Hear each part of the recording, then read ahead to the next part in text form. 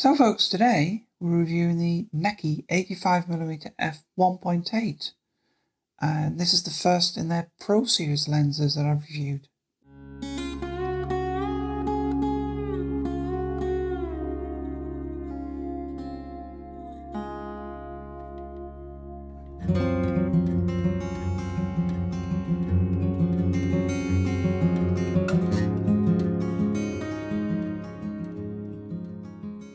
So let's look at the build of the lens first. As I said, this is one of their Pro Series lenses, and it's definitely different build quality to the Meike 35mm I reviewed the other week. I would say that it's probably on a par, build quality wise, with the actual Panasonic Lumix S series lenses. It's definitely matching sort of mid-range. You can feel it's a more premium weight plastic, and it feels a lot better in the hand. Added to this, the Pro Series have an aperture ring,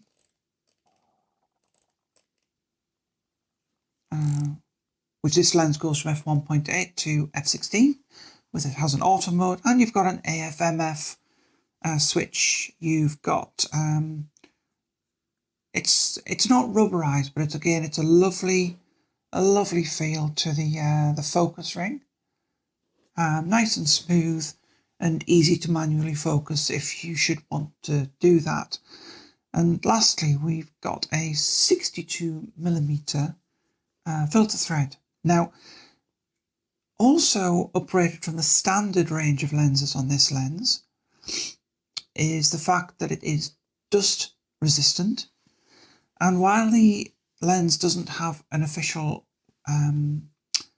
weather sealed rating, it does say you can wipe it down with a cloth. I've not had any issues using it in sort of damp, foggy weather. Probably wouldn't take it out in really wet weather because it's not officially weather sealed, but it is dust sealed, which the other lenses are not dust sealed. And of course it has the weather sealing gasket, the red gasket you can see there. So it's got a weather sealing gasket, and of course the USB-C port for the upgrades. So what's this lens for? Well, we'll have a look at first of all the sharpness of the lens, and as always with my lovely photographs of the brick wall, you can see that being 85mm, it's far less likely than a wide lens to suffer from any sort of vignetting or significant barrel distortion. And of course, the lens is pretty sharp from the get-go. I would say very sharp from the get-go. A little bit of very slight softness in the corners, as you've probably seen from the examples. But on a lens that's mostly going to be focused around portraits, which is what the 85mm are all about, you want sharpness in the middle of the lens. However, if you want to do some landscape with it, which you can, mountain photography especially, you may want to have quite a narrow field of view. Stop down to f2.8 and it gets sharper in the corners. By f5.6 it's sharp across the board, and it doesn't really start to lose any sharpness that's noticeable until you hit f16, which is its maximum aperture. And again, we're talking diffraction again, like with most lenses. Vignetting, again, wide open at f1.8, as you can see from the examples. I think there's very, very slight vignetting, nothing that can't be easily corrected in post. But of course, there is no Lightroom profile for this, so you would have to do manual Lightroom corrections, which, again, for a well-corrected lens like this one, it's not a big deal. And the vignetting pretty much vanishes by the time you get to f2.8. As far as I can tell, and stays about the same right down through the range. In fact, I just haven't noticed anything significant about that. And sometimes though, remember, a vignette could add character, especially if you want to draw attention to a subject. So again, the lens has like all the lenses in the Meike range that I've looked at so far, a little bit of a vintage feel to the lens. So next, let's have a little look at flaring and chromatic aberration. So flaring first, a little quick video into the sun. Unlike the 35mm, the flaring on this one is a little bit more messy, for want of a better word, but it's nowhere near as obvious, and you have to really be deliberately, like I am here, pointing the camera into the sun, something you wouldn't normally do, but this is just to exaggerate the point. We do lose a bit of contrast when it flares, but again, this is only if you're shooting directly into the sun. Generally speaking, the contrast on the lens is excellent, and you'll see this when I bring up some samples later on in the video, because I've got some samples to show you for image quality, general image quality, and the bokeh, and how the shallow the depth of field is. So all in all, there it's quite well controlled. Chromatic aberration, there's a tiny bit. Again, I'll bring the sample up here where I deliberately shot a backlit subject, and you can look at along the edge of the twig where I've zoomed in. There's a tiny bit of fringing, purple fringing, but it's so barely noticeable, and if you click the correction in Lightroom, it's gone. So again, you've not got really any problem here. It's, again, for the price point this is, and we'll come to the price at the end and the value for money, very well corrected. So let's have a look at the quality of the bokeh on the lens. And again, our best way to do that is to bring up some samples, and we'll do some stills first. We're going to do some autofocus tests in a minute, but you'll also be able to see what it's like wide open in video as well. So very nice creamy shallow depth of field at f1.8, lovely to use. Nice round bokeh balls, as you can see, and I've done some shooting where I've got some backlit subjects, and I've taken some pictures of my cat Rosie here, and lovely sharp images with lovely creamy shallow depth of field. I've got no real complaints here, and again, what I alluded to earlier, a little bit of a vintage feel to the images. And as I say, I've applied a little bit of my editing flair to this. So if you see things like what you think is a vignette, that's sort of my creative style to show that what you can do with the lens as a finished product, as it were, and what you will get out of it. So I've just done some pet portraits, but equally this lens could be used for portrait or model shoots. It's an ideal focal length for that. So let's do the autofocus video tests. So again, my lovely willing Rosie cat, I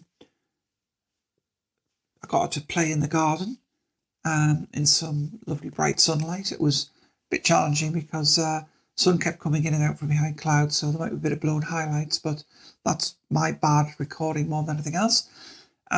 So full disclosure. Now, generally speaking, it's not the fastest sort of focusing lens. And if we just quickly, before we show the video, bring up the stills autofocusing so you can see the focus racking from one end to the other in this example here. It is a little bit quicker than 35mm, but it's still not as fast as some lenses. I believe it's an STM motor, and it's very quiet, hardly any autofocus noise. But again, accurate, locks onto the subject, and I've had no problem getting it to focus or use Face Eye or Subject Detect or anything like that. But let's get on to the actual video, and you can see I'm following Rosie the cat around the garden. and she's just playing away, and it's tracking her. And I think in one of the shots you're about to see come up, I did some slow motion shots at 2x slowdown, and she's like jumping at things in the garden, and you can see, although when she moves very rapidly it loses focus, a lot of lenses would, it very quickly reacquired the focus.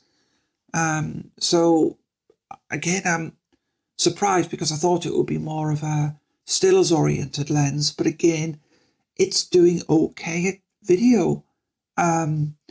It's staying locked onto a small subject in a high contrast scene, and Rosie obviously being a black and white cat, there's a lot of contrast there, which can, the white can certainly make the camera have difficulty locking on, but the lens is keeping the contrast pretty good. In these situations, it's excellent, and the camera's having no problems really with the autofocus.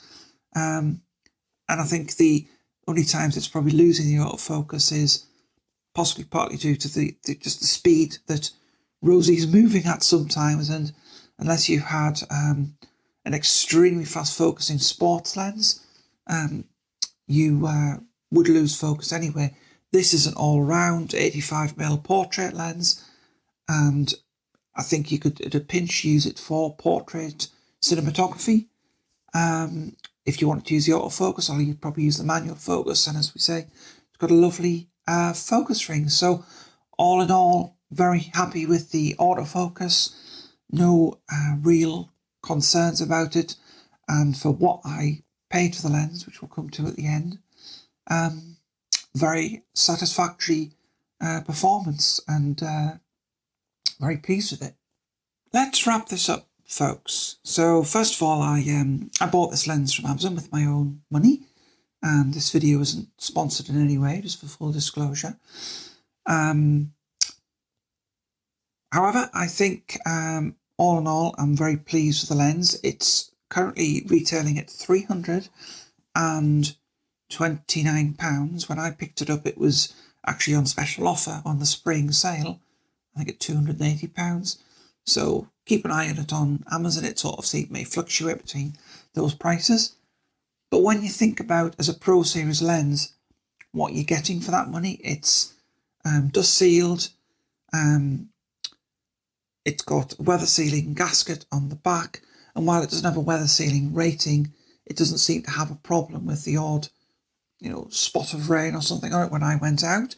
I'm not saying you should get it soaked, but I wouldn't worry if it was like a very, very light shower and it got a few drops of rain on it, because you might be wiping it down with a cloth anyway, which might be ever so slightly damp. But to play on the safe side, it doesn't have a weatherproof rating, but it is dust sealed.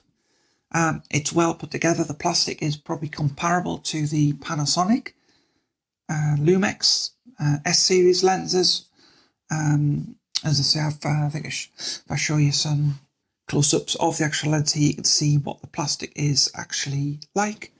The only caveat I would have is really a lot of video shooters do like to have an unclicked aperture ring. So the aperture ring is only clicked.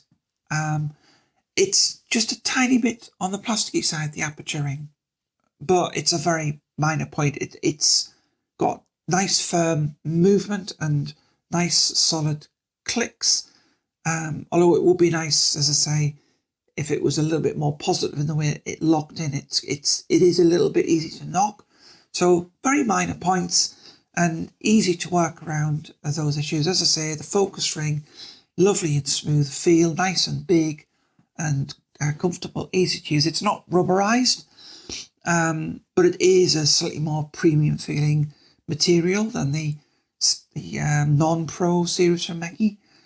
So overall, a really, really nice lens. It comes with the lens hood, the rear cap, and just a box with the instructions. So it's quite a no-frills sort of package. But as I say, for £329, I think it offers a superb value for money alternative to a lot of the other lenses out there.